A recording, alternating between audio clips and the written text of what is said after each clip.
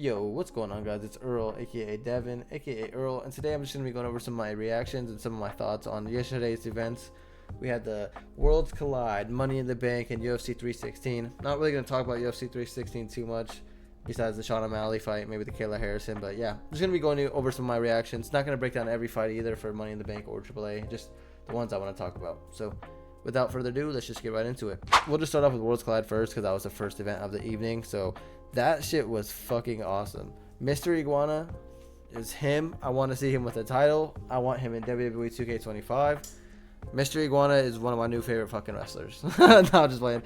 I can't say that, but Mr. Iguana was fire. That whole match was fire. But yeah, Mr. Iguana was just hella funny. Like, bro, it kind of reminded me of Santino Marella. I'm not saying like Santino Marella, but his iguana being a sock puppet, being like a puppet, almost like how fucking the Cobra. So that shit was hype. That shit was funny as fuck.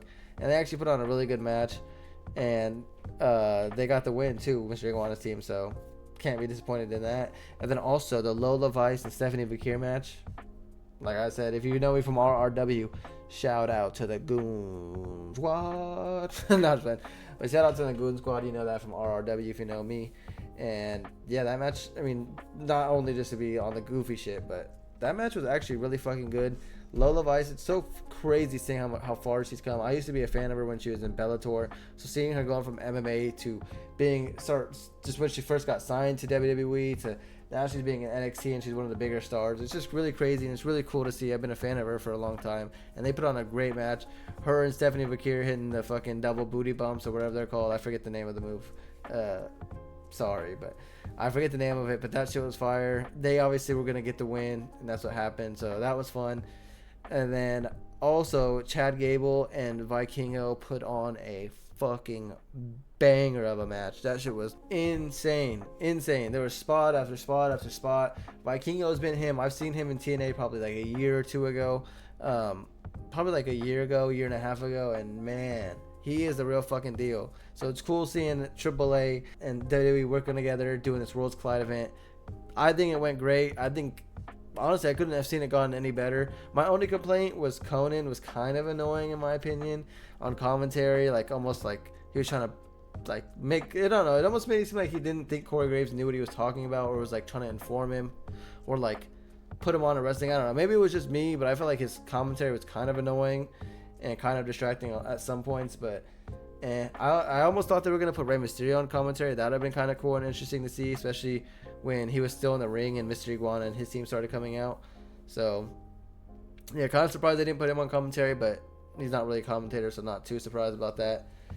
Oh, and then also I want to say Psycho Clown, dude, his masks are fucking crazy and fire, and I fuck with them for sure. Yeah, I don't have nothing like too interesting or too crazy to say about the AAA Worlds Collide event. I just feel like it went amazing, and yeah, they put me on to some banger wrestlers. It was a great event. And I'm not sure it could have went really any better than they wanted it to. Or that it went better than I expected too, I guess. I didn't really have any expectations or anything like that. I was just excited for the event and it was awesome. Now, moving on to the second event of the evening, we had Money in the Bank. And dude, Money in the Bank was pretty fire. I was kind of skeptical going into it with only being 4 matches. Oh, I forgot to talk about that in Worlds Collide. Dirty Dom got got a match added on against Octagon Jr. That was super cool to see, especially because going into Money in the Bank, that's what I was about to bring up. I was kind of like, damn, only 4 matches. Like, I get it, but like, damn, that kind of sucks.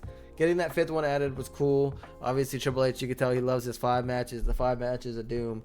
Instead of the 5 moves of doom, it's the 5 matches. But no, that was really cool to see the Dom getting added onto there. That made me happy, getting a 5th match. And obviously, Dirty Dom was going to retain, but like I said, it was just cool to see another match getting added on, especially because it just felt like Dirty Dom should have been on there from the get-go, putting his Intercontinental title on the line. So I felt like that made sense and was perfect. And then even the women's Money in the Bank match starting off the night, that shit was a banger.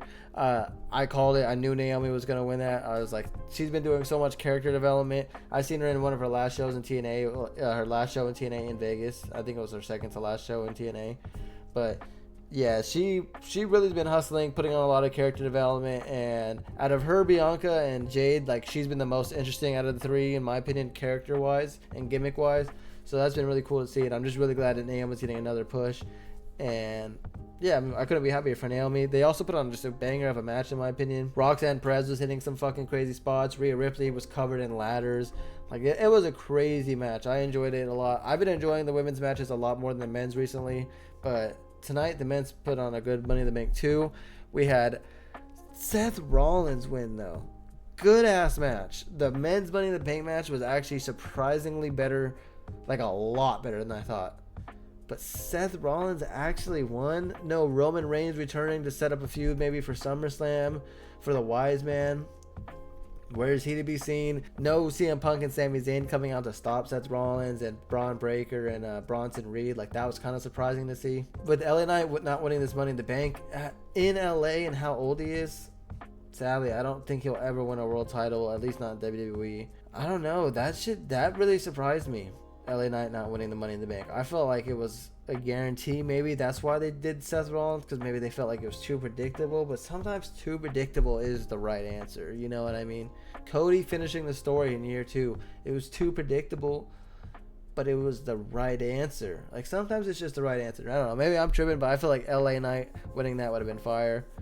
I guess I don't know. I guess I kind of see why Seth Rollins won. I guess I kind of see why Seth Rollins won and why it made sense. But damn, I love LA Knight, and I'm really bummed that he didn't win that match. And then I'm not really going to talk about the Becky and Lyra Valkyria match. I knew Becky was going to win. She's probably going to change her gimmick soon. I think that was the last time we see her as the man, or one of the last times we see her as the man. Not much to really say about that match. Their other matches were better too, I'll say that. But then finally the main event, Jey Uso, Cody Rhodes going against John Cena and Logan Paul, and I was like, why is this the main event? Like, when it was happening, I was like, why is this about to be the main event? And then Triple H and the wrestlers involved, obviously John Cena, and you know what I mean, they showed me why. They fucking showed me why. They hit me with the double swerve, bruh. R-Truth is still in WWE. Ron Cena, you're fucking... Oh, I made a whole video. If you've seen that, a couple days ago, I made a whole video bitching about it. And Ron Cena was still brought back. I do think, and I've seen something that he was probably brought back within the last 72 hours, which makes sense because Carlito and What's-Her-Face is gone. Like, that's not fake. They're gone. They're not coming back. So it would make sense, especially because I guess he's going by Ron Killings now. So I'm assuming he's going to be taken more seriously. So maybe we will see a Ron Killings World Championship. I know that wouldn't, maybe not. I know that sounds crazy, but if he's not R-Truth and he's Ron Killings, maybe he's the one that dethrones John Cena and brings him back to the side of the little Jimmys. I don't know. I'm just talking at that point. But man, Ron Cena really returned. R-Truth really returned. That shit was awesome. That shit had us all shocked. And yeah, that match was crazy too. Logan Paul hitting that crazy double fucking springboard moonsault, whatever you want to call that shit, onto the fucking announcer table. That was insane. You might not like Logan Paul, but you cannot deny that man can fucking wrestle. Whether you like him or not, he can wrestle with anybody. It's up there with anybody. That main event was crazy. I really enjoyed it.